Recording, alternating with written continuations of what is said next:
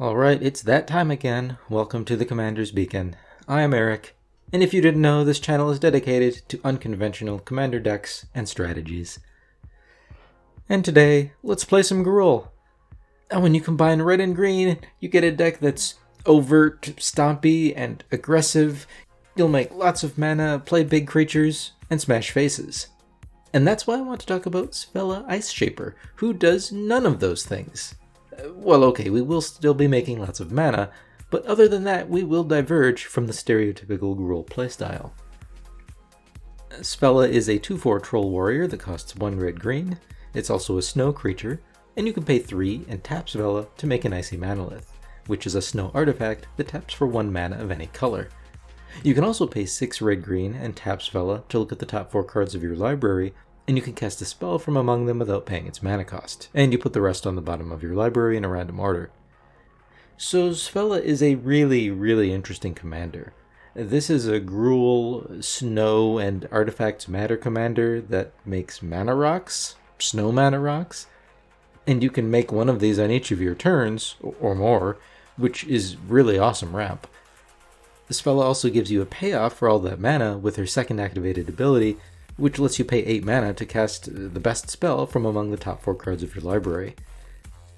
Now, when you're building around Svella, I think we really need to pick a lane. We can either try to maximize Svella's snow nature by making a snow deck, we can focus this deck on artifact mana ramp by making Icy Manoliths, or we can focus on Svella's sort of Golos light ability to cast free spells from the top of your library, for 8 mana. But I already covered a basic intro to these build options, and you can see a Svella primer video up here if you're interested. But today we're going to focus on Svella's first activated ability. We're going to make a bunch of mana with mana rocks, rather than with lands like a normal green deck. And then, we're going to disappoint our parents by using all of that non-land mana to blow up everyone's lands, so that our opponents can't cast spells. But of course, with all of our artifact mana, we will still be able to.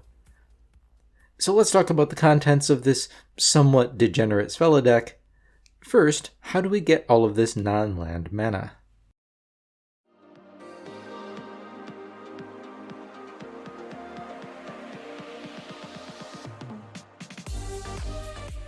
Svella can make us a mana rock whenever we want by paying 3 and tapping her, so we'll probably want effects that can untap our commander. A Quirion Ranger lets us untap a creature once per turn by returning a forest to our hand, and that'll be great if we're going to be blowing up all the lands, which we will, but more on that later. A Staff of Domination lets us pay 3 and tap it to untap target creature. We can also do a bunch of other things if we have enough mana, and with all the mana rocks that we'll be generating, we just might. Now, Staff of Domination is obviously the best if you have infinite mana, which we don't do with this deck, but we will have enough to be able to put it to good use. Thousand Year Elixir can untap Svella for just 1 mana, and tapping the elixir. It also lets our creatures activate abilities as though they had haste, which is great so we can use our commander to make a rock the turn we cast it. Speaking of haste, we'll also use Lightning Greaves and Swiftfoot Boots. Both of these will give our commander haste so we can use her right away, as well as giving her some protection in the form of Hexproof or Shroud. Battle Mage's Bracers also gives the equipped creature haste, and when you activate an ability of the equipped creature, as long as it isn't a mana ability, you can pay 1 to copy that ability. So again, we'll generate mana rocks even faster. Of course, the biggest boost to our mana rock production through our commander is Seedborn Muse, which untaps all of our permanents, including your lands and Svella and all of your Icy Manoliths, during each player's untap step. This lets us easily make 3 to 4 Manoliths for each rotation of the table, which is absolutely nuts. Now, to take advantage of all the mana acceleration that Svella can provide, we want to cast her as soon as possible, ideally on turn 2. Now, this isn't a high budget deck or a CEDH deck or anything, so our fast mana is a bit limited, but we do have some options. 1 mana dorks like Llanowar Elves aren't quite fast mana, but they will help us cast Svella by turn 2, which is good enough. There's also cards like Wild Cantor, which costs just 1 hybrid red or green, and you can sacrifice it for 1 mana of any color. This is perfect fixing and ramp to help cast your commander on turn 2. Tinderwald costs just 1 mana, and it can sacrifice itself for 2 red mana, which is even more ramp, and considering it costs 1 green to cast and generates red, it's basically mana fixing too. Orcish Lumberjack can tap and let us sacrifice a forest to add 3 mana of any combination of red and or green mana, which will cast our commander all by itself.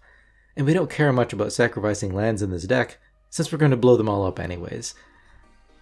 And then of course there's Simian Spirit Guide, which we can exile from our hand for 1 red mana, again just to help us cast our commander as soon as possible. Now, of course you could also run Elvish Spirit Guide, which does kind of the same thing, except it gives you green mana. I chose not to, just because it's a little bit more expensive, and we don't want to go too overboard on the single-use ramp. After all, we do want to have some mana left over after we blow up all the lands, and for that we will need mana rocks or mana dorks or something permanent. But you could include Elvish Spirit Guide if you wanted to. Speaking of mana rocks, I'm not going to list them all here, but there are a lot of them, and as always you can check out the link in the description for the full deck list. I will mention Cold Steel Heart. This one isn't great because it enters tapped, but it is a snow permanent, which might matter occasionally. Of course, Blank Mothern is amazing, it can generate a ton of mana for us, and your opponents too, so just be aware of that. Now, this is a 5 mana artifact that gives each player colorless mana at the beginning of their pre-combat main phase equal to the number of artifacts they control. And finally, this one is not a mana rock, but we will use Mana Reflection. Now, this enchantment will cause each of your permanents, lands, mana rocks, whatever, to produce twice as much mana as they normally would when you tap them for mana, which is amazing. So as you can see, we have access to a ton of non-land ramp in this deck. Let's put that mana to use by hitting on some lands.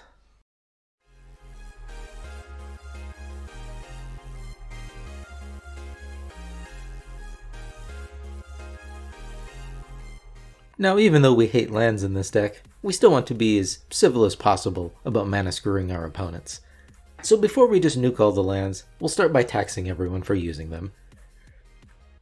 Ankh of Mishra and Zozu the Punisher deal 2 damage to a player whenever that player puts a land into play. I note these are symmetrical effects, but of course once we get started we won't need to be playing very many lands.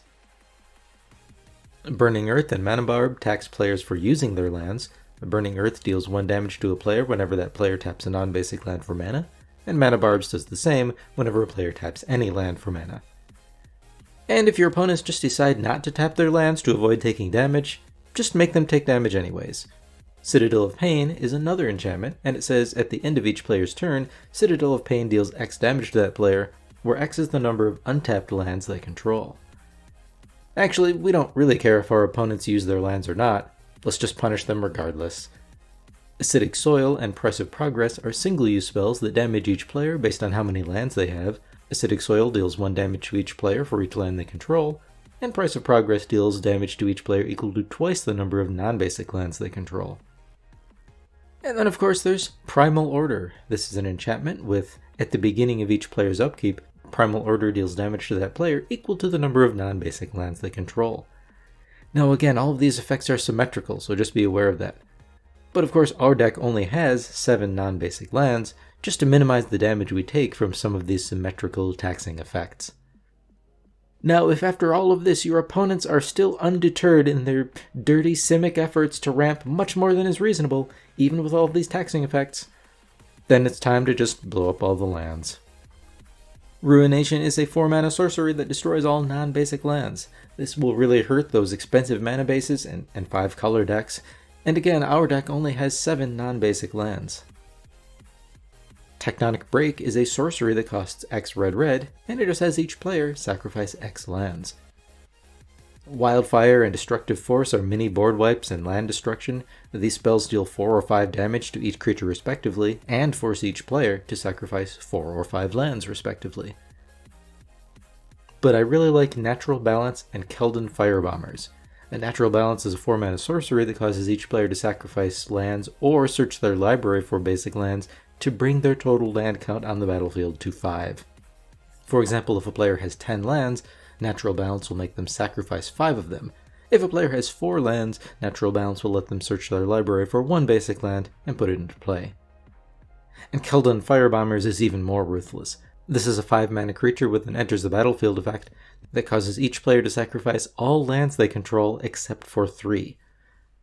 Now you'll notice that these land hate effects are not just nuking every single land on the battlefield. And that's because I wanted to achieve a bit of balance here. In Casual Commander, no one likes land hate, so I've specifically picked cards that reduce our opponent's land count, but don't necessarily reduce them to 0, so they can still play Magic at least a little bit. That said, if it fits your meta, there are other cards that just destroy all lands, and you could run those. I've included one here for emergency use, and that's of course Decree of Annihilation. This is a 10 mana sorcery that exiles all artifacts, creatures, and lands, and graveyards, and hands. This is really brutal, but 10 mana is a lot. Okay, maybe not for this deck, but generally 10 mana is a lot. But it will also be hard to finish the game if we also exiled all of our mana rocks, and our hand. But fortunately, you can also cycle Decree of Annihilation for 5 red, and when you do, you destroy all lands. Now this is amazing because you can cycle this at instant speed, and counterspells won't stop it. And cycling Decree of Annihilation is the main reason it's in this deck, and it's the primary way that you'll use this card. Okay, so we can tax our opponent's life totals with our land hate effects, and if that doesn't work, we can just destroy lands directly. But neither of these effects will win us the game. Let's talk about our win conditions next.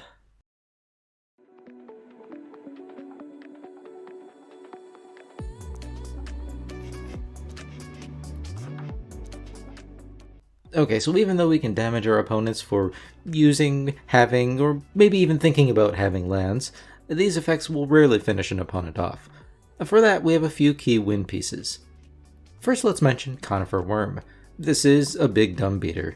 It's a 4/4 with trample that costs 5 mana. It's also a snow creature, and you can pay 3 and a green to give it +X/+X until end of turn, where X is the number of snow permanents you control. First, Svella is making snow mana rocks. We'll also use snow basics in this deck. Secondly, you can activate Conifer Worm's ability as many times as you have the mana to do so. And when your commander makes mana rocks, well, that could be a lot. And with our protective and haste granting effects like Lightning Greaves, Swiftfoot Boots, Battle Mage Bracers, the Conifer Worm can attack fast, and it can be hard to remove.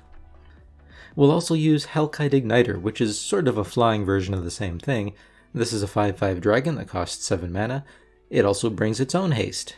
And you can pay 1 and a red to give Hellkite Igniter +X/+0 until end of turn, where X is the number of artifacts you control. Now it doesn't have trample, so if your opponents have flying blockers, you will need to remove them first, but if they don't, this can absolutely one-shot people. Of course, if your opponents do have flying blockers, you can also use Rhymescale Dragon. This is another 5/5 dragon with flying that costs 7 mana, and it lets you pay 2 and a snow mana to tap a creature and put an ice counter on it. And creatures with ice counters on them don't untap during their controller's untap steps. Now, Rhymescale Dragon won't do big damage, but it will absolutely lock down your opponent's creatures. Between Svella's snow manaliths and our snow basics, we'll have more than enough snow mana to tap down whatever we want. And if combat won't do the job for us, well, our deck is still making a bunch of mana. Let's use that on some big X spells. Comet Storm and Crackle with Power are both big, excessive X mana spells that can hit multiple targets, typically all 3 of your opponents, and you can hopefully knock them out of the game this way. So this Svella deck is a lot of mana ramp and land hate, but only a few win conditions, and those win conditions are effective, but we will need to find them before we can use them. So we'll also use some high mana cost effects to spend all of that mana on so that we can keep our hand filled and dig through our deck for those win conditions. The Tower of Fortunes is kind of the most iconic example of what we're talking about here. This is a 4 mana artifact, and you can pay 8 and tap it to draw 4 cards. Now, 8 mana is a lot, but again, this deck can generate quite a bit of mana, and this effect is repeatable, so you'll ensure that you can keep your hand filled. We'll also use Loreseeker Stone, which is fairly similar. This is a 6 mana artifact, you can pay 3 and tap it to draw 3 cards, but this ability costs 1 more for each card in your hand.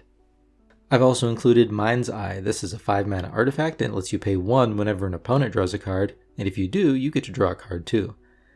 Again, all of these let us translate our mana ramp into repeatable card draw, so we're more concerned here about the repeatability and just the total amount of cards that we get, more so than the mana cost. The mana cost can be relatively trivial with our commander making mana rocks all the time.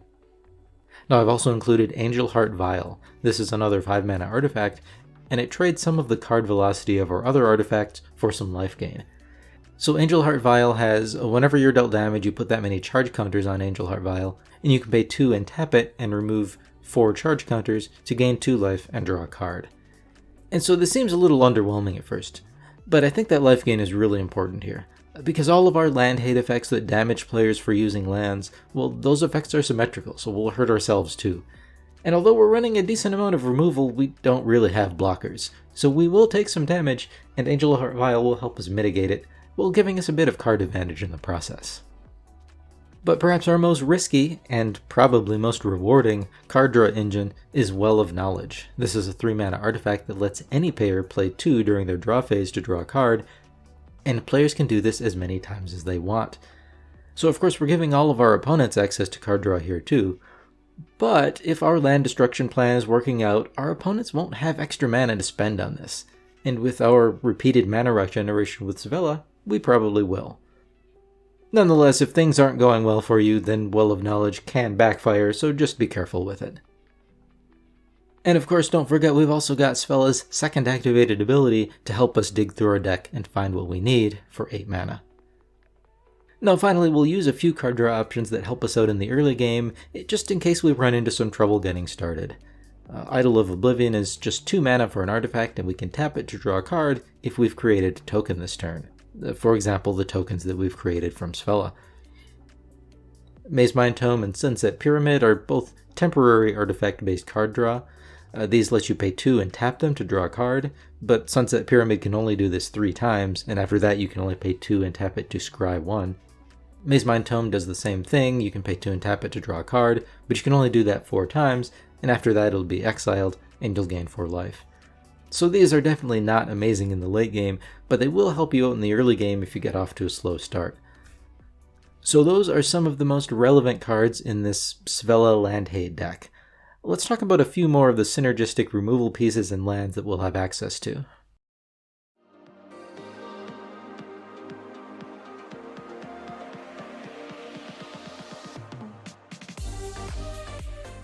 So this deck only has 16 creatures, and most of those are small utility creatures, so we'll need a lot of creature removal to prevent our opponents from running over us in combat. Incendiary Sabotage and Sweltering Suns each do 3 damage to each creature, perfect for wiping out small threats while keeping Svella alive. If we need to hit larger targets, we'll play classics like Blasphemous Act, which does 13 damage to each creature for as little as a single red mana, based on how many creatures are on the board. Star of Extinction does 20 damage to each creature, and it even destroys a land for us at the same time. There's the relatively new Clouth's Will, which is an amazing X spell. For red, red, green, and X, you get to either deal X damage to each non-flying creature, or destroy up to X target artifacts and or enchantments, and if you control your commander, you get to do both. This spell is amazing versatile removal, and it's even an instant. You can cast it at instant speed. Of course, with all of our snow permanents, we can play Scred. This is an instant that just costs a single red, and it deals damage to a target creature equal to the number of snow permanents you control. This is as close as you'll get to Path of Exile in Gruul colors. Finally, we'll run a couple of counterspells in Red Elemental Blast and Tybalt's Trickery. Because we're using both tokens and artifacts to help us ramp, we're going to be susceptible to both mass bounce effects, like Cyclonic Rift, and mass artifact removal, like Austere Command or Vandal Blast or things like that, so we will use a few counterspells to help us protect our board from being absolutely devastated by these effects. Now as far as lands go, again we're mostly running snow basics, again to protect ourselves from our non-basic land hate, like Burning Earth, Ruination, Primal Order, but we do have some key non-basics. Inventor's Fair is an artifact-centric land that I think is worth including here. If you control 3 or more artifacts, you can pay 4 and tap it and sacrifice this land to search your library for any artifact and put it in your hand. This can be perfect to go find something like Swiftfoot Boots to protect your commander or another big creature, or maybe Battle Mage's Bracers to help you tap your commander more than once per turn. War Room and Arch of Orazca help us keep our hand filled, which is really important when we've emptied our hand of all of those cheap mana rocks and mana dorks.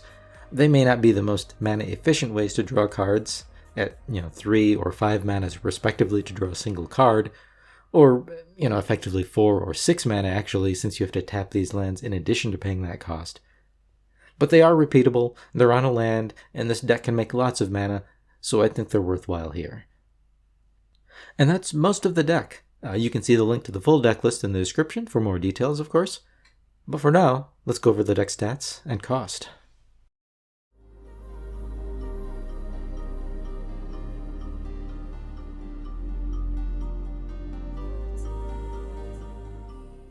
Alright, deck stats. This Svella land hate deck has an average mana value of 3.13.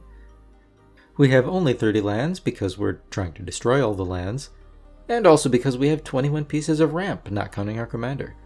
Of those ramp cards, 11 of them are mana rocks, and the others are an assortment of mostly mana dorks and single-use fast or fast-ish mana that'll help us cast Svella on turn 2 if possible. We're also running 15 pieces of land hate, and those cards are roughly evenly split between effects that punish people for having or using lands like Zozu the Punisher, and effects that actively destroy lands like Ruination. We have 9 sources of card draw, as well as a couple of lands that help us draw cards in an emergency like War Room, and of course you can use Svella's second activated ability, along with 8 mana, for some added card advantage if you really need it. And finally we have 8 sources of single target removal and 8 board wipes. Most of those board wipes are intended to remove creatures, and a lot of them do damage to creatures, so they may not hit the largest creatures. But we really need these because this deck is not running a lot of other defenses that would prevent your opponents from just running over you in combat. At the time of this recording, this deck has a value of $164.83 on TCGplayer.com, so it's a reasonably budget deck. Though yes, regrettably, I don't like the fact that $164 is considered reasonably budget in Commander. But that is the deck.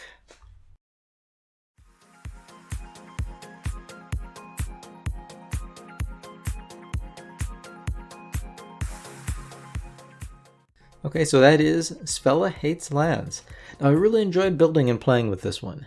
Just playing a snow, artifacts matter, lands hate deck is really weird, especially in Gruul colors, and I thought it was pretty cool to play a green deck that prioritizes mana rocks for ramp rather than land-based mana ramp.